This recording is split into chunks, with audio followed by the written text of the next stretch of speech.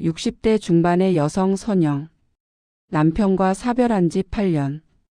혼자서 조용히 살아가던 그녀에게 어느 날 낯선 번호로 문자 한 통이 도착합니다.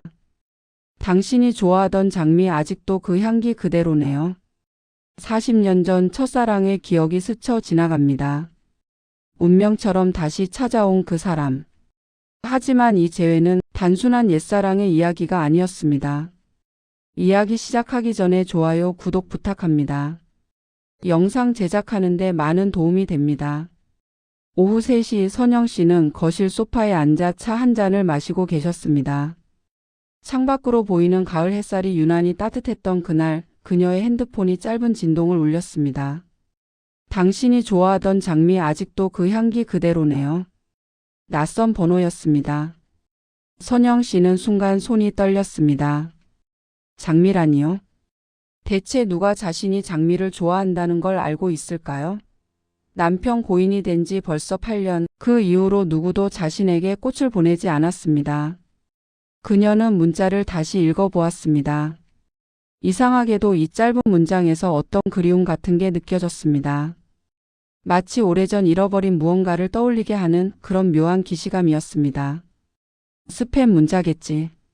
선영 씨는 스스로를 다독이며 핸드폰을 내려놓으려 했습니다.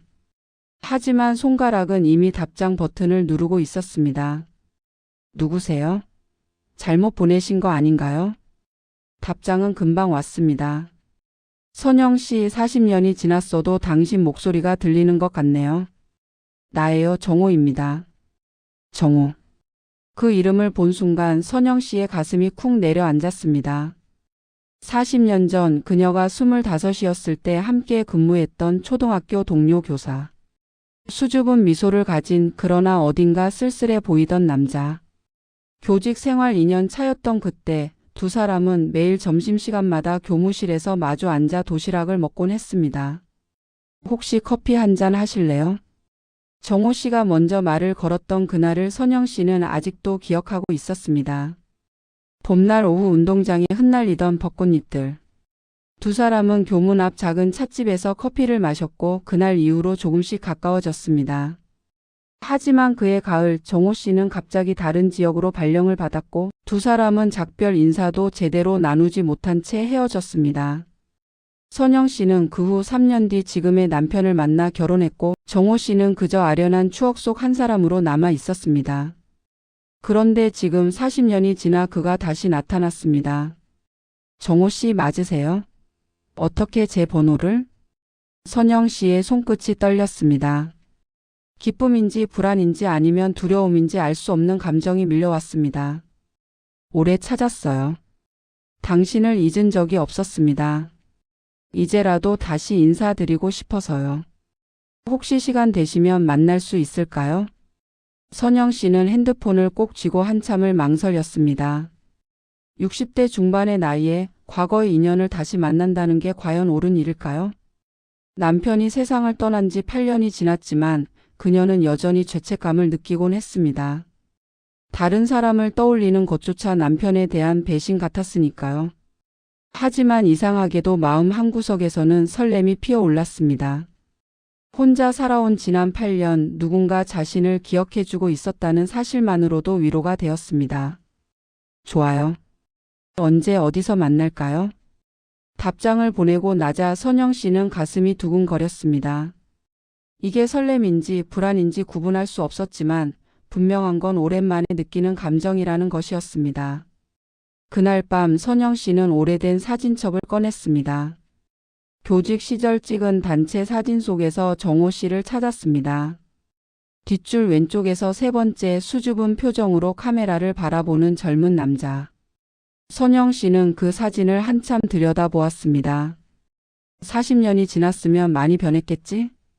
그녀는 작은 한숨을 내쉬었습니다. 거울을 보니 주름진 자신의 얼굴이 보였습니다. 세월은 누구에게나 공평했습니다. 하지만 알 수 없는 예감이 그녀를 스쳤습니다. 왜일까요? 이 만남이 단순한 옛 추억의 재회로 끝나지 않을 것 같은 느낌. 마치 오래전부터 짜여진 운명의 실이 다시 움직이기 시작한 것 같은 그런 묘한 기분이었습니다. 창밖에는 보름달이 떠 있었습니다. 밝은 달빛이 선영 씨의 거실을 비추고 있었지만 그녀의 마음속엔 설명할 수 없는 어둠이 드리워지고 있었습니다. 다음 날 만나기로 한 약속. 그 만남이 그녀의 인생을 송두리째 바꿀 거라는 걸 선영 씨는 아직 알지 못했습니다. 약속 장소는 한강공원 벤치였습니다. 선영 씨는 일부러 1시간 일찍 나와 있었습니다. 가을 바람이 차갑게 불어왔지만 그녀의 손바닥은 땀으로 축축했습니다. 왜 이렇게 떨리는 걸까?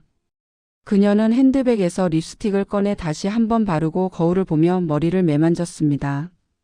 60대 중반이지만 꾸준한 운동 덕분에 또래보다는 젊어 보이는 편이었습니다. 하지만 그래도 거울 속 자신이 초라하게 느껴졌습니다. 선영 씨?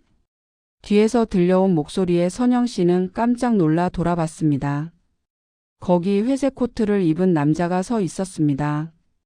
백발이 성성하지만 여전히 단정한 인상의 남자. 눈가에 깊은 주름이 있었지만 그 눈빛만은 40년 전 그대로였습니다. 정호 씨. 두 사람은 한참을 말없이 서로를 바라보았습니다. 40년이라는 시간이 두 사람 사이를 가로막고 있었지만 동시에 그 시간이 너무나 빠르게 사라지는 것 같았습니다. 많이 변하셨네요. 정호 씨가 먼저 입을 열었습니다. 그의 목소리는 떨리고 있었습니다. 정호 씨도요. 하지만 눈빛은 그대로시네요. 선영 씨는 웃음을 지으려 했지만 눈가에 눈물이 맺혔습니다. 감정이 북받쳐 올랐습니다. 두 사람은 천천히 한강변을 걸었습니다. 처음엔 어색하게 날씨 이야기, 건강 이야기를 나누다가 점차 과거의 이야기로 흘러갔습니다. 그때 왜 갑자기 떠나셨어요? 작별 인사도 없이. 선영 씨가 조심스럽게 물었습니다. 정호 씨는 잠시 침묵했습니다. 그의 표정이 어두워졌습니다. 할 수 없는 사정이 있었어요. 말씀드리고 싶었지만 그럴 수 없었습니다. 무슨 사정이었는데요? 지금은 아직 말씀드릴 수 없어요. 언젠가는 모든 걸 말씀드릴게요. 정호 씨의 대답은 모호했습니다. 선영 씨는 더 묻지 않았습니다. 그것보다 지금 이 순간이 소중했으니까요. 선영 씨 그동안 어떻게 사셨어요? 결혼했었어요. 남편은 8년 전에 세상을 떠났고요. 딸이 하나 있는데 지금은 해외에서 살고 있어요. 외로우셨겠어요? 많이요. 정호 씨는요? 정호 씨는 잠시 망설이다가 대답했습니다. 저도 결혼했었습니다. 하지만 아내는 10년 전에 사고로 세상을 떠났어요. 그러셨군요. 힘드셨겠어요. 두 사람은 벤치에 앉았습니다. 석양이 한강을 붉게 물들이고 있었습니다. 정호 씨는 손수건을 꺼내 이마에 땀을 닦았습니다. 그 순간 선영 씨의 눈에 무언가가 들어왔습니다. 정호 씨의 왼쪽 손목에 길게 그어진 흉터. 희미하지만 분명한 오래된 상처의 흔적이었습니다. 선영 씨는 순간 오싹한 느낌이 들었습니다. 그 흉터는 어떻게 생긴 거예요? 선영 씨가 조심스럽게 물었습니다. 정호 씨는 재빨리 손목을 가렸습니다. 그의 얼굴이 굳어졌습니다. 오래된 상처예요. 아무것도 아닙니다. 하지만 선영 씨 그때 이야기는 하지 말아요. 제발. 정호 씨의 목소리에는 간절함이 섞여 있었습니다. 선영 씨는 더 이상 묻지 않았습니다. 하지만 마음속에 불안이 자리 잡았습니다. 그 흉터가 왜 그렇게 두려워 보였을까요? 두 사람은 해가 질 때까지 이야기를 나눴습니다. 과거의 추억, 현재의 일상, 그리고 미래에 대한 조심스러운 기대. 하지만 선영 씨의 머릿속에서는 그 흉터가 계속 맴돌았습니다. 집으로 돌아가는 길, 정호 씨는 선영 씨에게 작은 봉투를 건넸습니다. 이건 40년 전에 드리려고 했던 편지예요. 그때는 용기가 없어서 못 드렸는데 이제라도 받아주세요. 선영 씨는 봉투를 받았습니다. 누렇게 변색된 봉투는 세월의 무게를 담고 있었습니다. 집에 가서 읽어보세요. 그리고 다음에 또 만나요. 정호 씨는 쓸쓸한 미소를 지으며 떠났습니다. 집에 돌아온 선영 씨는 떨리는 손으로 봉투를 뜯었습니다. 안에는 한 장의 편지가 들어 있었습니다. 선영 씨에게 당신을 처음 본 날 저는 운명을 믿게 되었습니다. 하지만 저는 당신 곁에 있을 자격이 없는 사람입니다.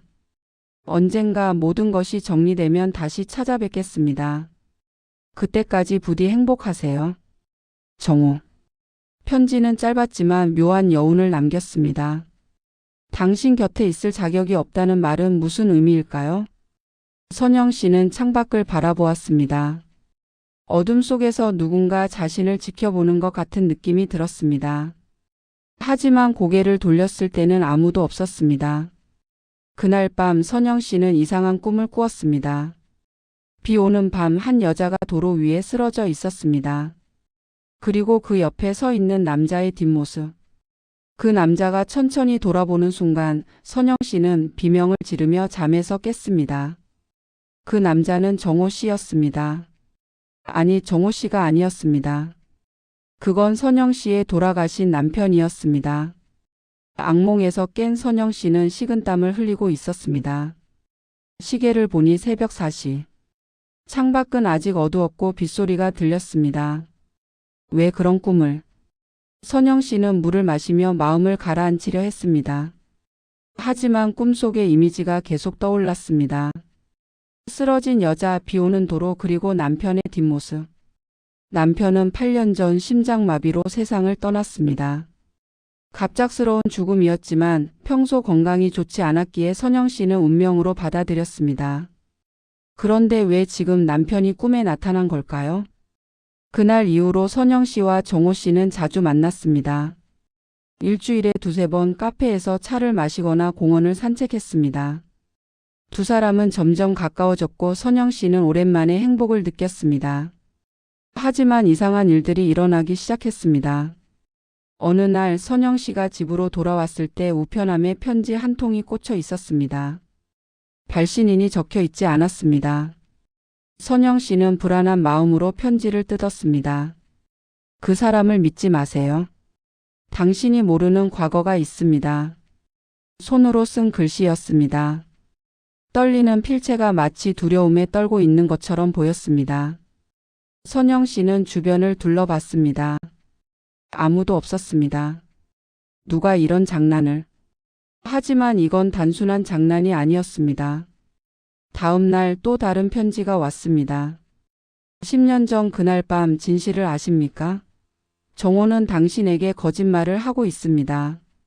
선영 씨는 더 이상 참을 수 없었습니다. 정호 씨에게 전화를 걸었습니다. 정호 씨, 혹시 누가 저를 괴롭히고 있는 것 같아요. 이상한 편지가 계속 오는데. 전화 너머로 정호 씨의 목소리가 들렸습니다. 평소와 달리 긴장된 목소리였습니다. 무슨 편지요? 무슨 내용인데요? 당신을 믿지 말라는, 그리고 10년 전 그날 밤에 대해 언급하는 내용이에요. 잠시 침묵이 흘렀습니다. 정호 씨가 무언가 숨기고 있다는 걸 선영 씨는 직감적으로 알았습니다. 선영 씨, 지금 당장 만날 수 있을까요? 제가 직접 가겠습니다. 1시간 후 정호 씨가 선영 씨의 집 앞에 도착했습니다. 그의 얼굴은 창백했고 눈가에는 초조함이 역력했습니다. 편지 좀 보여주세요. 정호 씨는 편지를 읽고 한숨을 내쉬었습니다. 역시 그 사람인가 봐요. 그 사람이 누구예요? 제 처남입니다. 제 아내의 남동생이에요. 정호 씨는 무거운 표정으로 이야기를 시작했습니다. 10년 전 제 아내가 교통사고로 세상을 떠났어요. 비 오는 밤이었습니다. 아내는 차를 몰고 가다가 미끄러져 전봇대와 충돌했어요. 현장에서 즉사했습니다. 선영 씨는 숨을 죽이고 들었습니다. 하지만 제 처남은 그게 단순한 사고가 아니라고 주장해요. 제가 아내를 죽였다고 믿고 있습니다. 그게 무슨 말씀이세요? 사고 당일 저희 부부는 심하게 다퉜어요. 아내가 화가 난 채로 집을 나갔고 그게 마지막이었습니다. 처남은 제가 아내를 화나게 만들어서 사고가 났다고, 그러니까 제가 죽인 거나 마찬가지라고 생각하는 거예요. 하지만 그건 사고잖아요. 맞아요. 경찰 조사도 끝났고 사고로 결론이 났어요. 하지만 처남은 10년이 지난 지금까지도 저를 원망하고 있습니다. 제가 선영 씨와 만나는 걸 알고 이렇게 방해하고 있는 것 같아요. 선영 씨는 복잡한 신경이었습니다. 정호 씨의 말이 진실이라면 이건 단순한 질투나 방해가 아니었습니다. 10년 동안 품어온 원한이었습니다. 그럼 그 흉터도? 예. 아내가 죽은 후 제가 너무 힘들어서 한때 삶을 포기하려고 했었어요. 그때 생긴 상처입니다. 선영 씨는 정호 씨의 손을 잡았습니다. 정호 씨 이제 그만 아파하세요. 당신 잘못이 아니에요. 고마워요, 선영 씨. 당신이 있어서 다시 살아갈 용기가 생겼어요. 하지만 선영 씨는 여전히 불안했습니다. 뭔가 석연치 않은 구석이 있었습니다. 그날 밤 선영 씨는 인터넷을 검색했습니다. 10년 전 교통사고 여성 사망, 정호 씨가 살던 지역 이름을 조합해서 검색했습니다. 그리고 기사 하나를 찾았습니다. 비 오는 밤 의문의 교통사고 40대 여성 현장에서 사망. 기사를 읽던 선영 씨의 손이 떨리기 시작했습니다. 기사 마지막 부분에 이런 내용이 있었습니다. 유족 측은 단순 사고가 아닐 수 있다며 재조사를 요청했으나 증거 불충분으로 사건은 종결되었다. 사고 현장 근처에서 또 다른 차량의 타이어 자국이 발견되었으나 신원은 밝혀지지 않았다. 또 다른 차량? 선영 씨는 온몸에 소름이 돋았습니다. 정호 씨는 이 사실을 알고 있을까요? 아니면 의도적으로 숨긴 걸까요? 그 순간 베란다 쪽에서 인기척이 들렸습니다. 선영 씨는 황급히 베란다로 달려갔습니다. 하지만 아무도 없었습니다. 다만 난간에 담배꽁초 하나가 떨어져 있었습니다. 누군가 자신을 지켜보고 있었습니다. 선영 씨는 급히 집 안으로 들어와 문을 잠갔습니다. 핸드폰을 들었지만 누구에게 전화해야 할지 몰랐습니다. 딸에게? 아니면 경찰에게? 그때 핸드폰에 문자가 도착했습니다. 낯선 번호였습니다. 정호의 아내를 죽인 건 당신 남편입니다. 증거를 찾으세요. 진실은 당신 집에 있습니다. 선영 씨는 그 자리에 주저앉고 말았습니다. 남편이 정호 씨의 아내를 죽였다니 그게 무슨 말일까요? 남편은 평범한 회사원이었습니다. 착하고 성실한 사람이었어요. 살인? 절대 아닙니다. 하지만 선영 씨는 문득 떠올랐습니다. 10년 전 남편이 이상하게 변했던 시기가 있었습니다. 자주 악몽을 꾸고 술을 많이 마셨습니다. 선영 씨가 물으면 회사 일이 힘들어서라고 답했지만 그때 남편의 눈빛은 두려움으로 가득 차 있었습니다. 그리고 그 무렵 남편의 차가 갑자기 바뀌었습니다. 사고가 나서 폐차했다고 했지만 선영 씨는 사고 흔적을 본 적이 없었습니다. 설마. 선영 씨는 떨리는 손으로 집 안창고로 향했습니다. 남편이 남긴 유품들이 보관되어 있는 곳. 8년 동안 한 번도 열어보지 않았던 상자들. 그 안에 진실이 숨어 있을지도 몰랐습니다. 밤은 깊어가고 빗소리는 점점 더 거세졌습니다. 선영 씨는 혼자 어둠 속에서 과거를 파헤치기 시작했습니다. 그녀가 찾게 될 진실은 과연 무엇일까요? 창고에서 나온 선영 씨의 손에는 오래된 일기장이 들려 있었습니다. 남편이 생전에 쓰던 수첩이었습니다. 먼지를 털어내고 펼쳐본 순간 선영 씨는 숨이 멎는 것 같았습니다. 2015년 4월 17일. 오늘 밤 일을 평생 잊을 수 없을 것 같다. 미안하다. 정말 미안하다. 하지만 말할 수 없다. 절대로. 2015년 4월 20일. 경찰이 사고로 결론 내렸다. 다행이다. 아니 다행인가? 나는 괴물이 되어버렸다. 2015년 5월 3일. 차를 바꿨다. 선영이는 아무것도 모른다. 평생 모르게 해야 한다. 선영 씨의 손이 떨렸습니다. 2015년 4월 17일. 그날이 바로 정호 씨의 아내가 사망한 날이었습니다. 남편은 정말로 그 사건과 관련이 있었던 걸까요? 하지만 왜? 남편과 정호의 아내 사이에 무슨 일이 있었던 걸까요? 선영 씨는 더 이상 혼자 견딜 수 없었습니다. 새벽이 밝자마자 정호 씨에게 전화를 걸었습니다. 정호 씨 만나야 할 것 같아요. 중요한 이야기가 있어요. 두 사람은 한적한 카페에서 만났습니다. 선영 씨는 떨리는 목소리로 모든 것을 털어놓았습니다. 익명의 문자, 남편의 일기장, 그리고 10년 전 그날의 진실. 정호 씨는 창백한 얼굴로 듣고 있었습니다. 선영 씨, 저도 사실 의심하고 있었어요. 무엇을요? 제 아내의 사고가 단순한 사고가 아니라는 걸요. 사고 당일 아내는 누군가를 만나러 간다고 했어요. 그게 누군지는 말하지 않았지만 아내의 휴대폰 기록을 보니 낯선 번호가 있었어요. 정호 씨는 핸드폰을 꺼내 오래된 메모를 보여주었습니다. 이 번호예요. 사고 전날 아내가 이 번호로 통화했어요. 근데 이 번호가 당신 남편 번호와 비슷해요. 선영 씨는 그 번호를 보는 순간 기억이 났습니다. 남편의 예전 회사 전화번호였습니다. 저희 남편 회사였어요. 두 사람은 침묵했습니다. 퍼즐 조각들이 하나씩 맞춰지고 있었습니다. 하지만 아직 완전한 그림은 보이지 않았습니다. 선영 씨. 정호 씨가 선영 씨의 손을 잡았습니다. 우리 진실이 무엇이든 함께 견뎌내요. 저는 당신을 사랑합니다. 이제는 과거에 묶여 있고 싶지 않아요. 선영 씨의 눈에 눈물이 고였습니다. 저도요, 정호 씨. 하지만 진실을 알기 전에는 편하게 사랑할 수 없을 것 같아요. 그럼 함께 찾아요. 진실을. 일주일 후 정호 씨는 선영 씨를 작은 식당으로 데려갔습니다. 촛불이 켜진 아늑한 분위기였습니다. 정호 씨는 주머니에서 작은 상자를 꺼냈습니다. 선영 씨, 저와 결혼해 주시겠어요? 상자 안에는 소박하지만 아름다운 반지가 들어 있었습니다. 정호 씨, 과거가 어떻든 우리에게 남은 시간을 함께 보내고 싶어요. 60대 중반이지만 아직 늦지 않았다고 생각해요. 선영 씨는 눈물을 흘리며 고개를 끄덕였습니다. 네, 좋아요. 함께해요. 두 사람은 행복한 미소를 지었습니다. 오랜 외로움 끝에 찾아온 사랑이었습니다. 하지만 그 행복은 오래가지 못했습니다. 다음 날 오전 선영 씨의 딸 미진이가 갑자기 한국으로 돌아왔습니다.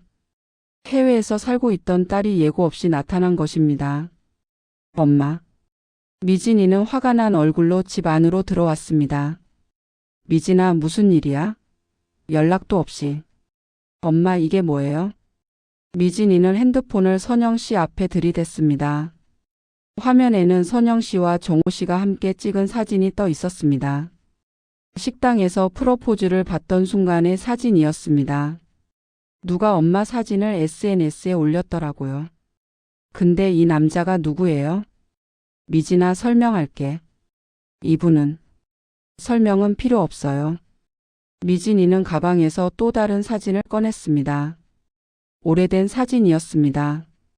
엄마, 이 사람 제 친구 아버지예요. 뭐라고? 제 대학 동기 수진이 기억하시죠? 제가 자주 이야기했던 친구. 그 친구 아버지가 바로 이 사람이에요. 선영 씨는 멍하니 사진을 바라보았습니다. 사진 속에는 젊은 정호 씨와 한 여성 그리고 어린 딸이 함께 찍혀 있었습니다. 수진이가 아까 제게 전화했어요. 자기 아버지가 어떤 여자랑 재혼한다는 소문을 들었다고. 근데 그게 제 엄마라니 말도 안 돼요. 미진아, 진정해. 정호 씨는 10년 전에 아내를 잃었어. 그게 아니에요, 엄마. 미진이는 또 다른 서류를 꺼냈습니다. 이거 보세요. 제가 조사해 봤어요. 이 사람 아직도 결혼 상태예요. 호적에 이혼 기록이 없어요. 그럴 리가, 아내가 돌아가셨다고. 사망 신고도 안 되어 있어요. 엄마, 이 사람 사기꾼이에요. 선영 씨는 온몸이 얼어붙는 것 같았습니다. 정호 씨가 거짓말을 했다는 말인가요? 그리고 엄마, 더 충격적인 게 있어요. 미진이는 핸드폰을 다시 꺼내 기사를 보여주었습니다. 10년 전 실종된 여성 정호 씨의 아내예요. 사고가 아니라 실종이에요. 시신도 못 찾았대요. 그래서 사망 신고를 못한 거예요. 선영 씨는 숨이 막혔습니다. 정호 씨는 아내가 교통사고로 죽었다고 했습니다. 하지만 실종? 엄마, 이 사람 위험해요. 절대 만나면 안 돼요. 바로 그때 초인종이 울렸습니다. 현관 모니터를 보니 정호 씨가 서 있었습니다. 선영 씨, 저예요. 문 좀 열어주세요. 설명할 게 있어요. 미진이는 엄마를 막아섰습니다. 엄마, 문 열지 마세요. 하지만 선영 씨는 문을 열었습니다. 진실을 들어야 했습니다. 정호 씨가 들어왔습니다. 그의 얼굴은 절망에 가득 차 있었습니다. 선영 씨, 미안해요. 거짓말한 거 들키고 말았네요. 정호 씨, 대체 뭐가 진실이에요? 정호 씨는 무릎을 꿇었습니다. 제 아내는 정말 죽었어요. 하지만 교통사고가 아니었어요. 실종됐다가 한 달 후 강에서 시신으로 발견됐어요. 타살 의혹이 있었지만 증거가 없어서 미제 사건으로 남았어요. 타살? 네. 경찰은 저를 용의자로 봤어요. 하지만 저는 안 했어요. 정말이에요. 그럼 왜 거짓말을 한 거예요? 누가 믿겠어요? 아내를 잃은 남자가 아니라 아내 살해 용의자였던 남자라고 하면 당신이 저를 받아줬을 것 같아요. 선영 씨는 뒷걸음질 쳤습니다. 엄마, 저 사람 위험해요. 당장 나가라고 하세요. 바로 그때 선영 씨의 핸드폰에 문자가 왔습니다. 정호의 아내를 죽인 건 당신 남편. 그리고 정호도 알고 있었습니다. 두 사람은 공범입니다. 선영 씨는 정호 씨를 똑바로 바라보았습니다. 정호 씨, 제 남편을 알고 계셨나요? 10년 전부터? 정호 씨의 입술이 떨렸습니다.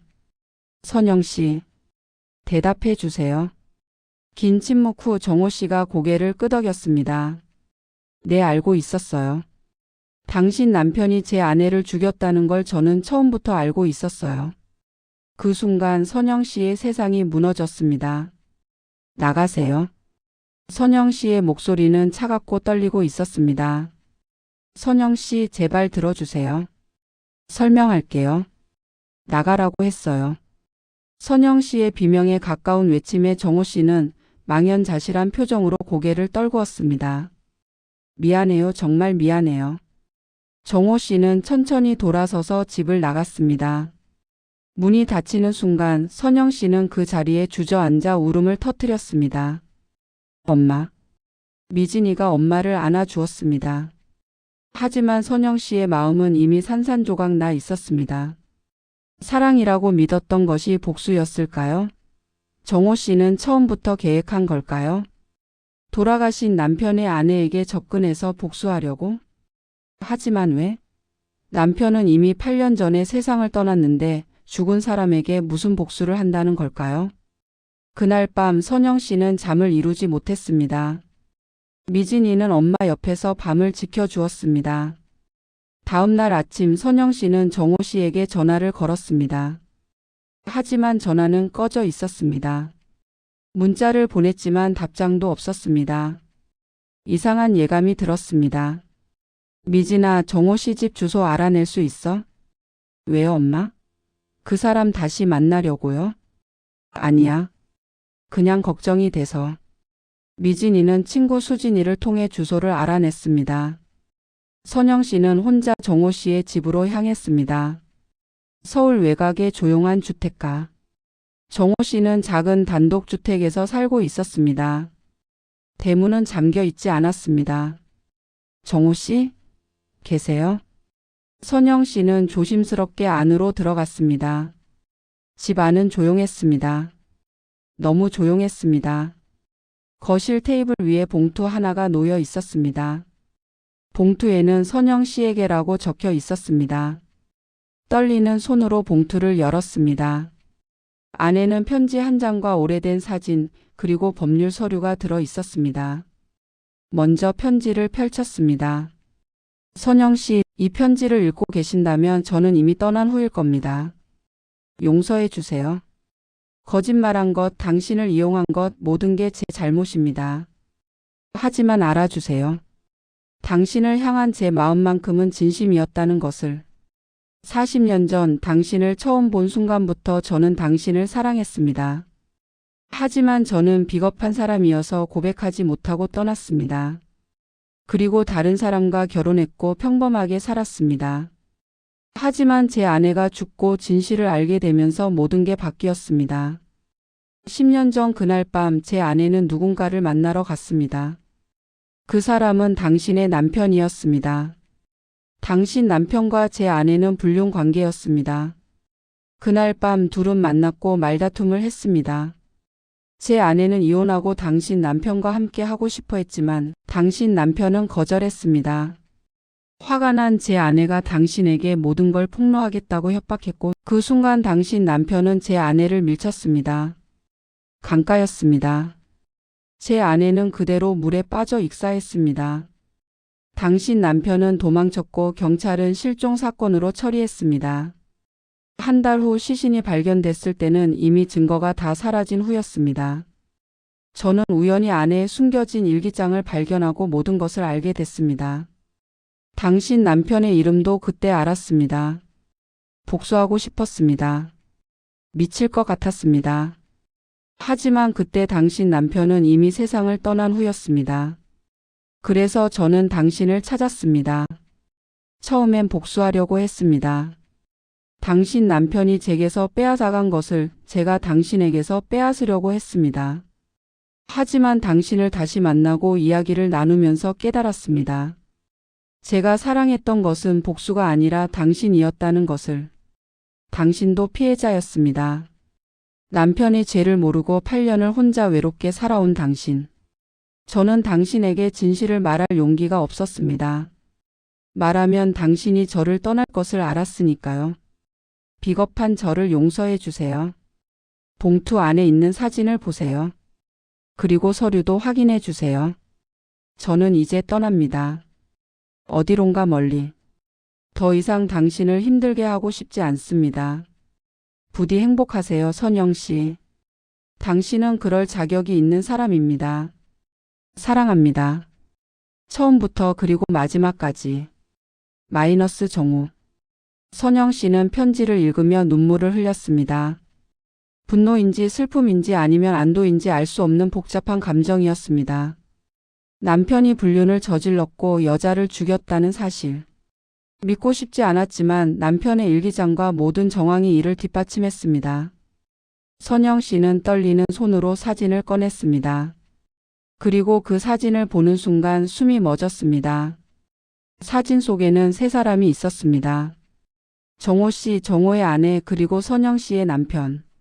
세 사람이 함께 찍은 오래된 사진이었습니다. 뒤에는 1985년 여름 MT라고 적혀 있었습니다. 이게 무슨... 선영 씨는 혼란스러웠습니다. 1985년이면 40년 전입니다. 남편과 정호의 아내는 그때부터 서로 알고 지냈던 걸까요? 서류를 펼쳤습니다. 그것은 유언장이었습니다. 정호 씨의 유언장. 본인 김정호는 정신이 온전한 상태에서 다음과 같이 유언합니다. 1. 본인의 모든 재산은 박선영에게 상속합니다. 2. 본인 사후 첨부된 증거 자료를 경찰에 제출해 주시기 바랍니다. 3. 본인의 딸 김수진에게는 이미 별도로 편지를 남겼습니다.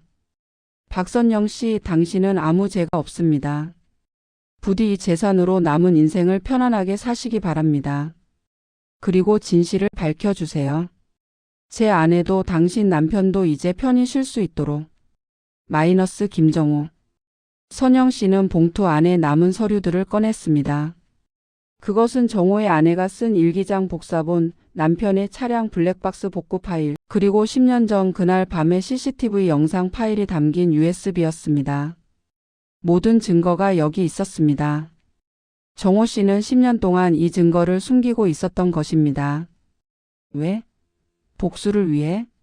아니면 다른 이유가 있었을까요? 선영 씨는 집 안을 둘러봤습니다.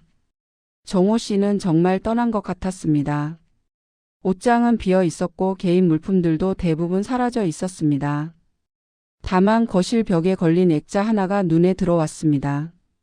40년 전 교직 시절 선영 씨와 정호 씨가 함께 찍은 사진이었습니다. 벚꽃이 흩날리던 그날의 사진. 사진 속 두 사람은 행복하게 웃고 있었습니다. 선영 씨는 사진을 내려 가슴에 안았습니다. 그리고 조용히 눈물을 흘렸습니다. 정호 씨 대체 어디로 간 거예요? 그날 저녁 선영 씨는 미진이에게 모든 것을 보여주었습니다. 편지, 사진, 증거 자료들. 미진이는 충격의 말을 잇지 못했습니다. 아빠가 그런 일을? 미진아, 미안해. 엄마도 몰랐어. 엄마 잘못이 아니에요. 그리고 정호 씨도 나쁜 사람은 아닌 것 같아요. 이렇게 증거를 남겨놨다는 건 진실을 밝히고 싶었다는 거잖아요. 그래, 아마도. 엄마, 이거 경찰에 제출해야 하지 않아요? 선영 씨는 고개를 끄덕였습니다. 그래야겠지. 죽은 사람들도 이제 진실을 알 권리가 있어. 하지만 선영 씨의 마음 한구석에는 여전히 의문이 남아 있었습니다. 정호 씨는 정말 복수를 포기하고 떠난 걸까요? 아니면 다른 계획이 있는 걸까요? 그리고 40년 전 그 사진 속 세 사람의 관계는 정확히 무엇이었을까요? 진실은 아직 완전히 드러나지 않았습니다. 선영 씨는 USB를 컴퓨터에 꽂았습니다. 미진이가 옆에서 함께 지켜보았습니다. 첫 번째 파일은 CCTV 영상이었습니다. 10년 전 그날 밤 한강변 주차장의 흐릿한 영상. 어두운 화면 속에서 두 사람의 실루엣이 보였습니다. 한 남자와 한 여자. 격하게 다투는 모습이 보였습니다. 여자가 남자를 때리고 남자가 뒤로 물러서는 장면. 그리고 그 순간 남자가 여자를 밀었습니다. 여자는 난간을 넘어 강물로 떨어졌습니다. 남자는 잠시 망설이다가 주변을 둘러보고는 황급히 차에 올라타 떠났습니다. 차량 번호판이 희미하게 보였습니다. 선영 씨는 그 번호를 알고 있었습니다. 남편의 차였습니다. 아빠가 정말. 미진이는 입을 막았습니다. 믿고 싶지 않았지만 영상은 명백했습니다. 두 번째 파일은 정호 아내의 일기장이었습니다. 2014년 12월 10일. 오늘 그를 다시 만났다. 30년 만이다. 여전히 멋있었다. 결혼했다고 했다. 나도 결혼했다고 말했다. 하지만 우리 둘 다 알고 있었다. 아직도 서로를 잊지 못했다는 것을. 2015년 1월 5일. 우리는 다시 만나기 시작했다. 잘못된 일이라는 걸 알지만 멈출 수 없다. 그는 아내가 있고 나는 남편이 있다. 하지만 30년 전 우리가 사랑했던 그 감정은 여전하다. 2015년 3월 20일. 그에게 말했다. 이혼하고 다시 시작하자고. 하지만 그는 거절했다. 딸 때문에 아내 때문에 안 된다고. 나는 화가 났다. 그럼 나는 뭐란 말인가? 2015년 4월 15일. 마지막 통첩을 했다. 아내에게 모든 걸 말하겠다고. 그는 당황했다. 제발 그러지 말라고 애원했다. 내일 밤 만나기로 했다. 마지막으로 이야기하기로. 그리고 4월 17일 일기는 끝났습니다. 선영 씨는 손이 떨렸습니다. 남편이 30년 전부터 정호의 아내를 알고 있었다는 것. 그들은 첫사랑이었던 것입니다. 그렇다면 40년 전 그 사진은? 선영 씨는 다시 사진을 꺼내 자세히 들여다보았습니다. 1985년 여름 MT. 1985년. 선영 씨가 정호 씨와 함께 교직 생활을 하던 그해. 사진을 뒤집어 보니 작은 글씨가 더 있었습니다. 정호 민주 재혁. 우리의 우정을 영원히. 민주. 정호 씨의 아내 이름이었습니다. 재혁. 선영 씨 남편의 이름이었습니다. 세 사람은 대학 동기였던 것입니다. 선영 씨는 갑자기 기억이 났습니다. 40년 전 정호 씨가 갑자기 발령받아 떠났을 때 남편 재혁이가 선영 씨에게 소개팅을 주선했던 것. 우리 대학 선배 중에 괜찮은 사람이 있어. 소개해 줄까? 그렇게 시작된 인연이었습니다.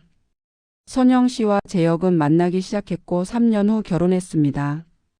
그때는 몰랐습니다. 정호 씨와 재혁이가 친구 사이였다는 것을. 아니 어쩌면 알았을지도 모릅니다. 하지만 신경 쓰지 않았던 것입니다. 세 번째 파일을 열었습니다. 그것은 오디오 파일이었습니다. 정호 씨의 목소리가 녹음되어 있었습니다. 이 파일은 선영 씨만을 위한 것입니다. 선영 씨 모든 진실을 말씀드리겠습니다. 40년 전 저와 재혁 그리고 민주는 대학 동기였습니다. 저는 선영 씨를 사랑했고 재혁은 민주를 사랑했습니다. 하지만 민주는 저를 좋아했습니다. 복잡한 관계였습니다. 저는 선영 씨만 보였고 민주는 저를 따라다녔습니다. 재혁은 민주를 좋아했지만 민주는 거절했습니다. 그러던 어느 날 재혁이 저에게 제안했습니다. 정호야, 내가 민주를 만나줘. 그럼 내가 선영 씨를 포기하게 해줄게. 저는 거절했습니다. 하지만 재혁은 계속 압박했습니다. 그리고 그해 가을 재혁은 저를 함정에 빠뜨렸습니다. 학교에 소문을 냈습니다. 제가 여학생과 부적절한 관계라고. 근거 없는 소문이었지만 저는 다른 지역으로 발령받을 수밖에 없었습니다. 선영 씨와 작별도 제대로 하지 못하고 떠났습니다. 그리고 재혁은 당신에게 접근했습니다. 저를 잊게 만들었습니다. 한편 민주는 실망했습니다.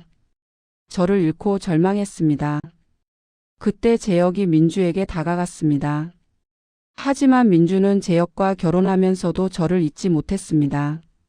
저 역시 다른 사람과 결혼했지만 당신을 잊지 못했습니다.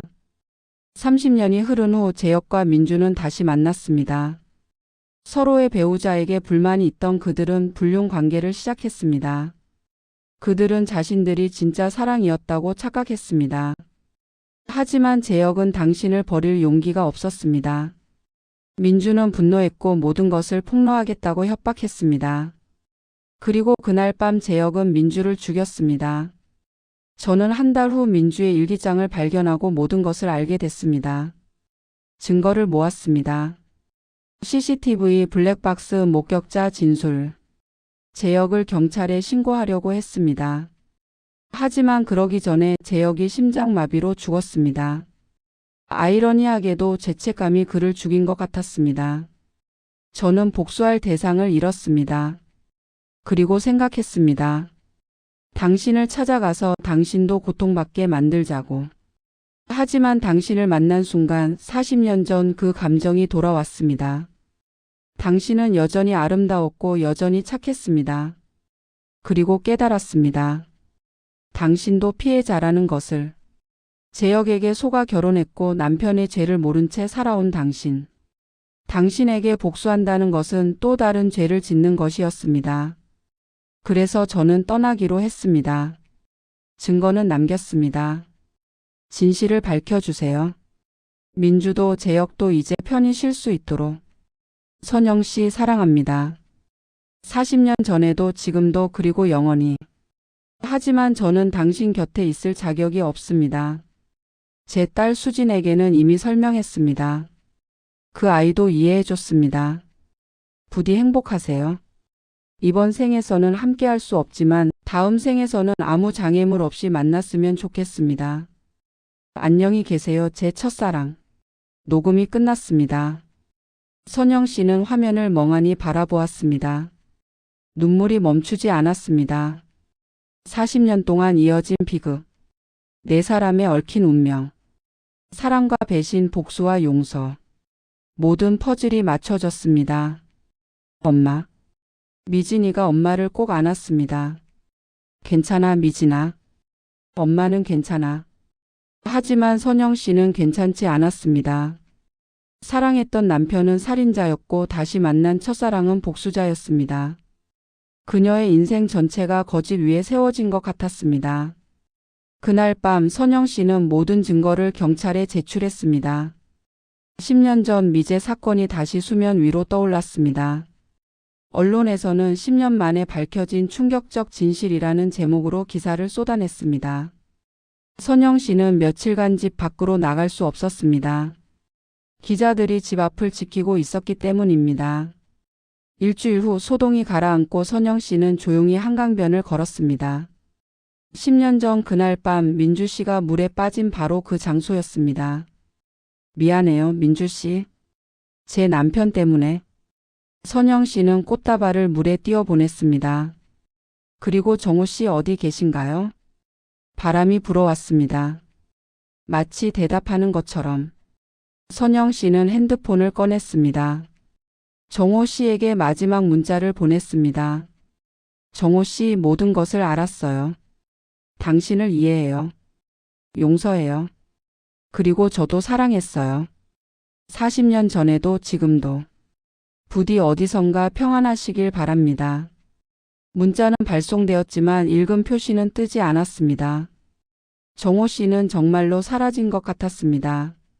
하지만 선영 씨는 알고 있었습니다. 언젠가 어딘가에서 두 사람은 다시 만날 것이라는 것을. 그때는 아무 비밀도 거짓도 없이 순수한 사랑만 남은 채로 3개월이 흘렀습니다. 선영 씨는 조용히 일상으로 돌아가려 애썼습니다. 언론의 관심은 점차 사라졌고 사람들도 이 사건을 잊어갔습니다. 하지만 선영 씨는 잊을 수 없었습니다. 매일 밤 정호 씨를 생각했습니다. 그는 지금 어디서 무엇을 하고 있을까? 혼자서 외롭지는 않을까? 미진이는 한국에 남아 엄마를 돌봐 주었습니다.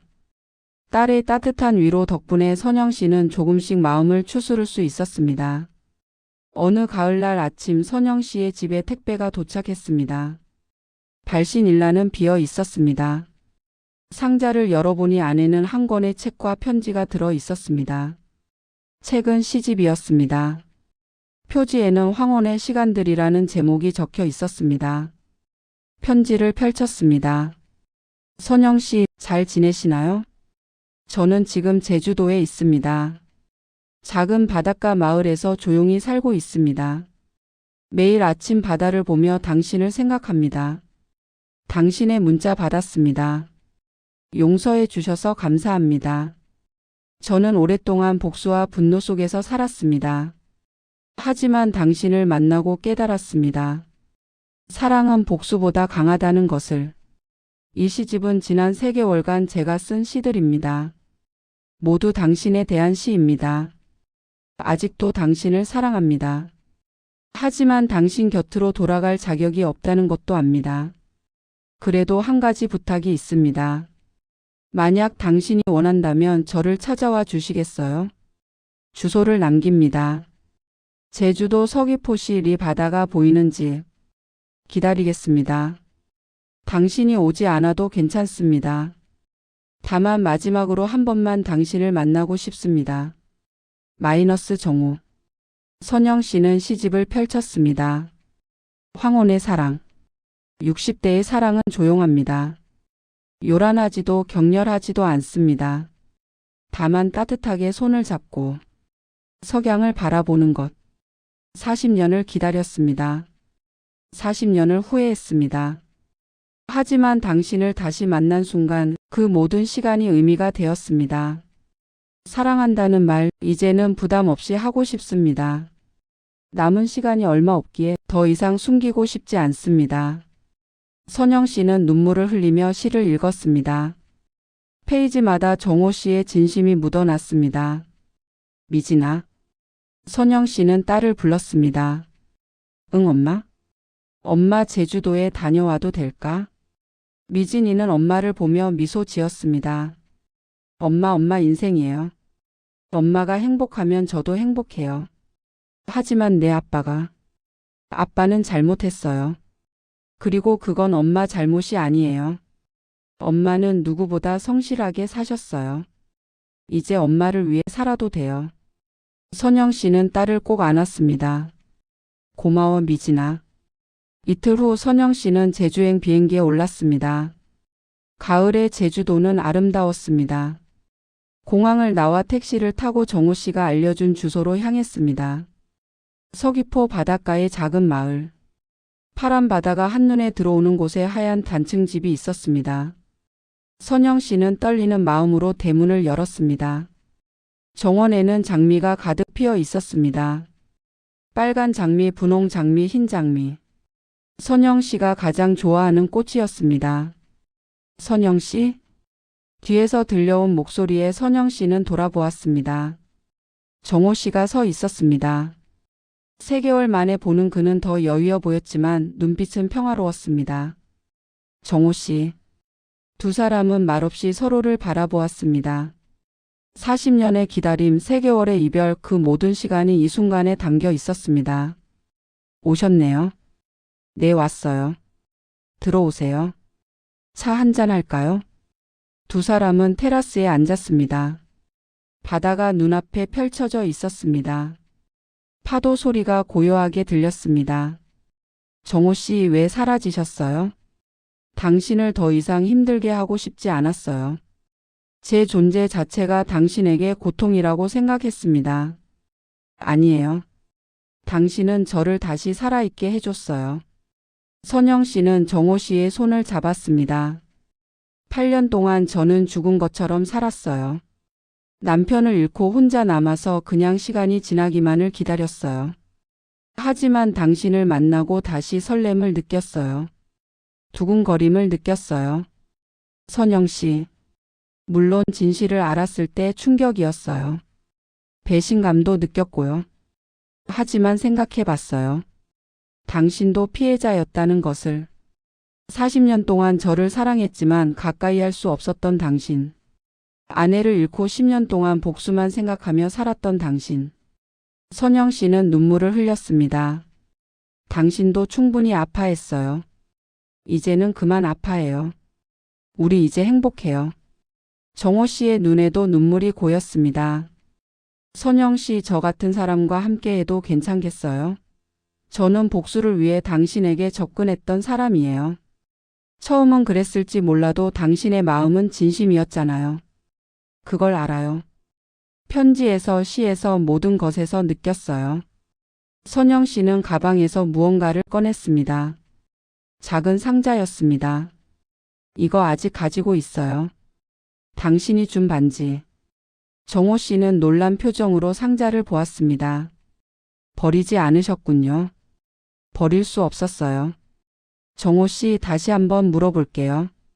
저와 결혼해 주시겠어요? 이번에는 선영 씨가 프로포즈를 했습니다. 정호 씨는 웃음을 터뜨렸습니다. 그리고 고개를 끄덕였습니다. 네, 1000번이고 10,000번이고 예스입니다. 두 사람은 서로를 꼭 안았습니다. 40년을 돌고 돌아 다시 만난 두 사람. 이제는 아무것도 그들을 방해할 수 없었습니다.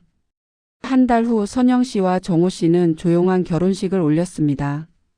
제주도 바닷가 정원에서 장미가 가득한 곳에서. 하객은 많지 않았습니다. 미진이와 정호 씨의 딸 수진, 그리고 몇몇 가까운 친구들. 수진이는 처음에는 아버지의 재혼을 반대했지만 아버지의 편지를 읽고 이해하게 되었습니다. 그리고 선영 씨를 만나보고는 좋은 분이라고 인정했습니다. 미진이와 수진이는 이미 친구 사이였기에 두 가족이 하나가 되는 것은 자연스러웠습니다. 주례 없이, 화려한 드레스 없이 두 사람은 서로에게 서약했습니다. 선영 씨, 남은 시간 동안 당신을 행복하게 해드릴게요. 정호 씨, 저도 당신을 행복하게 해줄게요. 우리에게 남은 시간이 얼마든 함께라면 충분해요. 두 사람은 키스했습니다. 박수 소리가 울려 퍼졌습니다.